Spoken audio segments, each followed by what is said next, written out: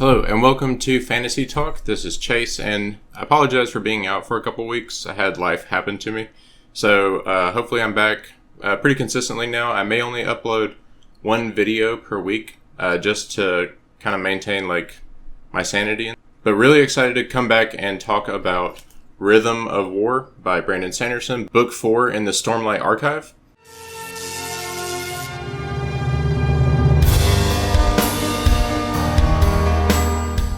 And want to say up front that this will be a fully spoiler review, just so that I can get into all the details, because at this point there's so much going on, so much things that he's added and explored that I really want to be able to talk about it fully. So if you haven't read Rhythm of War, turn back now. When you read it, come back and watch. And if you haven't read Dawn Shard, then don't worry about that. I'm not going to talk about anything from Dawn Shard, so you are safe. So I read this book, started with the audiobook, which was fantastic as always. Michael Kramer and Kate Redding are amazing. If you haven't ever listened to them, go give them a listen. So I started with that, and I think I got through 10, 12 chapters, and then started using the ebook and the audiobook just back and forth. And that was a really cool way to experience this book, because, sometimes with the amount of words that are in this book, you feel like you can kind of get detached from the story. So every time I started feeling that way, I would jump into the audiobook for an hour or so, and it would kind of bring all the stuff back to life, because they do such a great job of interjecting energy and just vitality and vividness to the world. Their dialogue is amazing. So I want to do a quick high level recap of the things that happened in this book, just because it's going to help me organize my thoughts a little bit better. So basically, from the ending of Oathbringer to now, we've taken a 1 year time jump, and it was handled pretty well. There was the thing with Kaladin having a relationship sometime in that intervening period that started and ended during that time. So I didn't have a problem with that. I thought that it was good for Kaladin's story in this book to have kind of gone a year, because if we had picked up right after Oathbringer, his story wouldn't have worked in this book. So we are a full year. There's been a lot of technological advancements that have happened. So we have a flying barge now called the Fourth Bridge, and we start this book off just with a bang. I mean, there's no slow build up here. We just jump into a full-on battle. Kaladin does his best Luke from Return of the Jedi impression, and it doesn't work out for him. He is spotted, and they go into a full battle. And just really quickly, I really loved in the world building aspect of this scene was the Heavenly Ones versus the Pursuer, and then all throughout the book too, just the different levels of Fuse, their different abilities, but more than that, how they actually have different factions. The Heavenly Ones are kind of analogous to the Windrunners. They have more honor in how they act, and I really, really love that. I love that in this series, it's not just good guys versus bad guys. You've got the Dustbringers and the actual Knights Radiant and the Skybreakers, who, the Dustbringers are sus. The Skybreakers are full on working for the other side now. So I really like that. I like that there's a ton of nuance, and it does make it really hard to kind of predict what's going to happen or keep track of, but I think that's awesome, because when we get to the end of it, it's just going to make the series very rereadable, and just much more heavy than it would have been if it was just kind of plain stark good and bad. So after that battle, Kaladin is relieved of military duty by Dalinar, basically because he hasn't been sleeping. He has severe issues that he is refusing to deal with because of the war effort. And so I really like that Dalinar took that step. I actually love this as a story choice, because this book takes a lot of courageous decisions in the beginning that are unpopular, and I think that the payoff for them, that's what makes the payoffs earned. If he hadn't done these things that are unpopular or uncomfortable, it wouldn't have been a great book. So Kaladin is dealing with that. He's basically trying to figure out what he wants to do. He becomes a surgeon, basically to try the other thing that he would have done if he hadn't become a soldier. Meanwhile, Shallan and Adolin are basically dispatched on a mission to Shadesmar, to Lasting Integrity, which is the Honor Spren stronghold. And they're there to try to convince the rest of the Honor Spren to come bond more Windrunners, because they are being really, there's only a few of them trickling through. They're being really picky, so they really need a lot more Windrunners. They have to have Honor Sprint to do it, and right now they're refusing to come. So Adol and Shallan go off on that diplomatic mission, and Shallan has her second mission from the Ghostbloods, which is to find this guy Rastaris in Lasting Integrity. Dalinar and Yasna are going to Emil to basically get Odium's forces out of there, so that they'll control the southern half of Roshar and can focus all of their efforts on Alethkar to go try to take back their homeland. And so this is actually by Odium's design and Teravangians to basically get them going away from Urithiru so that they can capture it. And so this whole thing, you know that this is a betrayal because Brandon tells you. So it's a little weird. I will have to say this beginning of this book is definitely a downer. There's not a lot of good stuff or promising things happening. It's basically like, hey, here's like two or three betrayals that Brandon tells you are gonna happen. You got Kaladin, who's basically just floating and going in a bad direction. And you've got Shallan and Adolin going off on this very dangerous mission. You've got, once Urithiru is captured, you've got that going on. And it's a big downer, I won't lie. But I had hope that it was all going to come back around just because of how Brandon's style is, and it does. So, like I said, Urithiru gets captured. We were in a full-on occupation storyline. Which I loved. I really, really loved it. I don't understand the pushback on the occupation storyline. Like, yes, nobody wants Urithiru to be captured, but the stories that it allows Brandon to tell were incredible. I mean, that's what war is. You have to take some losses. You have to lose some ground, try to take it back. I think that's very accurate. I really like that Brandon took that step because all the stories that came out of that were just like chef's kiss. Great. This leads to eventually Kaladin swearing the fourth ideal through a very painful and earned process, which was a fantastic execution of that by Brandon. Navani bonding the sibling was great for her whole arc in this book, because the first chapter starts with her basically being told by Gavilar that she's not worthy. The sibling actually repeats that later when she's trying to bond her, but eventually Navani is able to convince the sibling to bond her. It's not going to be smooth going even now. I think that they're going to have a lot of pushback based on the way that Spren are being treated. So it's going to be more conflict to come, but that's in a good way, an interesting way. Shallan's stuff in this book was as good or better than Oathbringer, which was fantastic. So Shallan remains basically the most interesting character. Even after now that Vale is no longer one of her personas because she doesn't need her anymore. I think she's less unpredictable, but her storyline now is only opened up to even more because she's basically declared war on the Ghostbloods. And we know that they're all about going off-world, so my bet is that eventually Shallan's going off Roshar to somewhere else. Or there's going to be people coming after her, so just really fascinated to see where she goes. But her whole story in this book was frustrating at times, but Shallan's always frustrating at times. I like how her murder of her mother and father is kind of like the Gavilar death in the beginning, where he just keeps peeling back more and more layers. We thought in Words of Radiance that was it, you know? That was her focus book. We learned everything about her backstory, and there's a lot more going on. I think there's still more to be found out with that. I don't necessarily take the reasoning given that her mother wanted to kill her because she was like an abomination or something. Alright, and lastly, I can't go away without talking about Venli. The fact that she, despite still being very ambitious, made the right decisions. And I think that's what I like about Venli, is that she's not just innately good.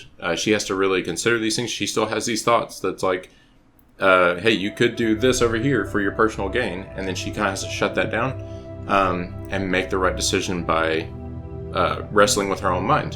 So that's much more interesting. But at the end of the day, it's your choices that matter. She made the right choices. She did good. And really, really like Venli. And her the flashbacks weren't like as revelatory as many others have been in other books where we're finding out a lot more kind of mind-blowing things. But the world building that happened here, the character subtlety of it was still very engrossing. I still love them. And the final moment with Eshonai, basically the Stormfather having mercy on her and letting her ride the storm and see the whole continent, was tear-inducing, truly. Getting to the biggest thing that I loved about this book. Brandon is obviously a fantastic writer.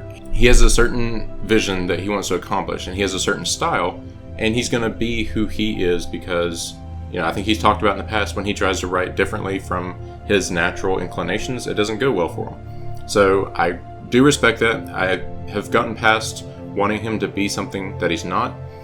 But I think he still has a range of his own as far as where he falls in different books, as far as his darkness of tone, how far he's willing to go with stakes.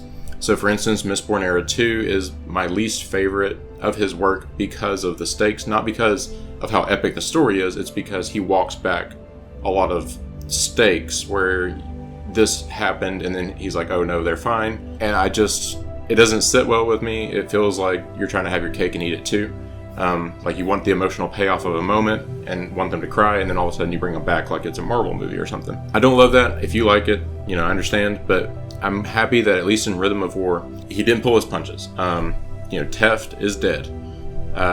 The capture of Urithiru was painful, and it was the entire book, that 1,200 pages that we had to sit with, basically Urithiru being in enemy hands and bad things happening.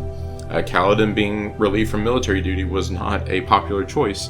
A lot of fans I know didn't necessarily like it, but it was the right choice by Brandon in my opinion, and I love pain. As weird as that sounds, I love being made to feel real emotion, and then after I felt it, I don't want someone to just take it away from me and basically make it where it never happened. Especially that just kills the reread value of a book for me. If you basically retcon a death or something, I hate it. So at least I'm glad in this one book, in Rhythm of War, we got full, permanent, or long-lasting, uncomfortable moments and stakes.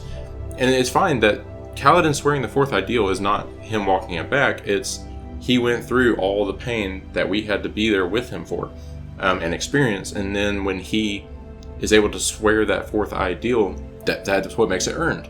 Another one being Taravangian. Taravangian taking out Odium and becoming the Shard Odium is a big deal. It's fucking crazy. I thought Taravangian was going to be basically done after this book.